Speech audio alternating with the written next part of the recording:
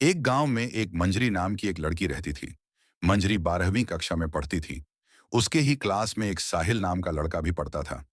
दोनों में काफी गहरी दोस्ती थी। दोनों साथ साथ स्कूल जाते थे और साथ साथ लंच करते थे। धीरे धीरे समय बीता और दोनों के बीच की दोस्ती प्यार में कब बदल गई, यह पता ही नहीं चला। दोनों एक दूसरे को पसंद करते थे और शादी भी करना चाहते थे। और दोनों ने अपने माता पिता से यह बात कही तो दोनों परिवार राजी हो गए। कुछ दिनों बाद दोनों परिवारों में आना जाना शुरू हुआ और साहिल मंजरी के घर पर कभी मंजरी को छोड़ने आता था तो कभी शाम को खाने पर आता। समय बीता और दोनों की पढ़ाई पूरी हुई और कुछ समय बाद साहिल का कॉल लेटर आया कि उसका आर्मी में सिलेक्शन हो गया है। मंजरी के माता पिता ने शादी की बात की तो साहिल ने कहा, बाबा शादी अगले साल कर लेंगे, मुझे अभी जाना जरूरी है। और वह दोनों से मिलकर चला गया। मंजरी को यह पता चला तो वह रोने लगी और उसने साहिल को तुरंत गांव के मंदिर में मिलने बुलाया। और जब दोनों मिले तो मंजरी ने बताया कि वह उसके बच्चे की मां बनने वाली है। यह सुनकर साहिल भी चौंक गया।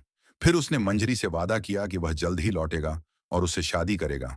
और वह उसके बाद मंजरी का माथा चूमकर वहां से चला गया। कुछ महीने बाद मंजरी अपने घर पर अकेली थी और तभी एक आदमी ने उसके दरवाजे को खटखटाया। और मंजरी ने जब दरवाजा खोला तो देखा कि एक आर्मी ऑफिसर हाथों में वर्दी लिए खड़ा है। मंजरी ने पूछा, आप कौन हो? तो उसने कहा कि साहिल जवान, आतंकी जंग में शहीद हो गए और वह हमेशा आपकी बात किया करते थे, इसीलिए यह आखिरी निशानी आपके पास लेकर आए हैं। वह जवान वर्दी देखकर चला गया और मंजरी फूट फूट कर रोने लगी। और यह बात उसने किसी को नहीं बताई। और एक दिन मंजरी रात के समय अपने घर से चुपचाप निकल गई और वह एक नदी के पास पहुंच जाती है। और नदी में कूदने वाली होती है कि अचानक बेहोश हो जाती है और नदी किनारे ही गिर जाती है।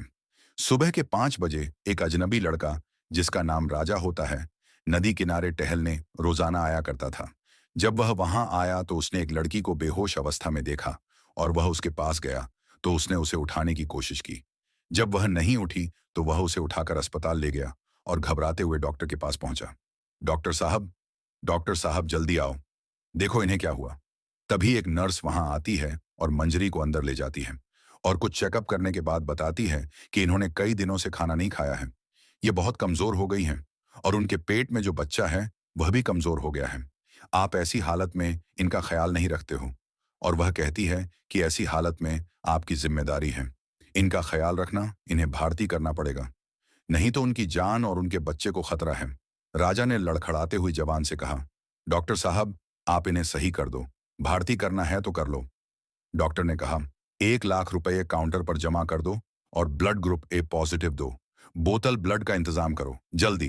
तभी राजा ने रुपए जमा कर दिए और उसने कहा, डॉक्टर साहब ब्लड ए पॉजिटिव मेरा है, आप मेरा खून ले लो। और राजा ने अपना खून निकलवा कर मंजरी को दिया। कुछ समय बाद मंजरी जब होश में आए तो उसने अपने आप को बेड पर पाया और उसके पास बैठा एक अजनबी लड़का। मंजरी चौंक कर उठी और बोली, मैं यहाँ कैसे आ गई और यह कौन सी जगह है और आप कौन हैं? तो राजा ने कहा, आप लेट जाओ, आपको आराम की जरूरत है और मैं आपको सब बताता हूँ। और फिर राजा ने कहा कि आप नदी किनारे बेहोश हालत में पड़ी हुई थी और मैं वहां गया तो मैंने तुम्हारी ऐसी हालत देखी तो मैं तुम्हें उठाकर अस्पताल ले आया। अब सब कुछ ठीक है। तभी मंजरी रो पड़ी और रोते हुए बोली, मैं तो ऐसी अभागन हूं कि मौत ने भी मुझे गले लगाने से इनकार कर दिया। मैं जीना नहीं चाहती, आपने मुझे क्यों बचाया? मैं मरना चाहती हूँ। तभी राजा ने कहा, आप मरना क्यों चाहती हो? क्या बात है, तुम इतना दुखी क्यों हो और तुम्हारा परिवार कहाँ है? तभी मंजरी रोते हुए अपने बारे में बताती है, मैं एक किसान की बेटी हूँ। मैं और साहिल एक दूसरे से बहुत प्यार करते थे और हमारी शादी होने वाली थी कि इसी दौरान साहिल की आतंकी जंग में मौत हो गई और मैं उसके बच्चे की मां बनने वाली हूँ। माँ बाप की बदनामी के कारण मैंने यह फैसला किया कि मैं नदी में कूदकर अपनी जान दे दूंगी। मेरे साथ ही मेरी किस्मत भी समाप्त हो जाएगी। लेकिन किस्मत को यह भी मंजूर नहीं था। राजा ने मंजरी से कहा कि तुम हमारे साथ चलो, मैं तुम्हारे और तुम्हारे बच्चे के बारे में किसी से नहीं कहूंगा। और जरा एक बार साहिल के बारे में सोचो कि जिसकी आखिरी निशानी आपके पास है, आप उसे भी मारना चाहती हो। उसकी आत्मा को कितनी ठेस पहुंचेगी। अगर आप साहिल के बच्चे को इस दुनिया में लाओगी तो उसकी आत्मा कितनी खुश होगी और उसे अपने प्यार पर गर्व महसूस होगा। तभी मंजरी राजा के साथ उसके घर चली जाती है। घर में एक काका बैठे होते हैं। मंजरी काका से कहती है, घर में कौन कौन रहता है? तो काका कहते हैं, राजा और मैं। मंजरी कहती है, कि राजा की बीवी बच्चे नहीं हैं। तभी काका रोते हुए कहते हैं कि राजा की एक बेटी और उसकी पत्नी कर एक्सीडेंट में मारे गए। तब से राजा बाबू अकेले इस घर में रहते हैं और वह शादी भी नहीं करते हैं। धीरे धीरे समय बिता मंजरी घर संभालने लगी और कुछ महीने बाद मंजरी ने एक बेटी को जन्म दिया। राजा बेटी को देखकर बहुत खुश हुआ, लेकिन यह सब देखकर एक दिन राजा के घर के आगे गांव वालों की भीड़ इकट्ठा हो गई और लोग तरह तरह की बातें करने लगे। यह देखो, वही राजा है जो दूसरों को ज्ञान देता और कहता था कि मैं अपनी पत्नी की यादों के सहारे जी लूंगा, अब शादी नहीं करूंगा। स्वर्ग में बैठी पत्नी भी रो रही होगी, जिसे वह देवता मानती थी।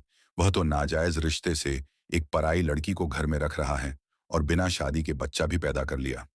बूढ़ी औरतें माथा ठोक कर बोली, हे राम, कैसा कलयुग आ।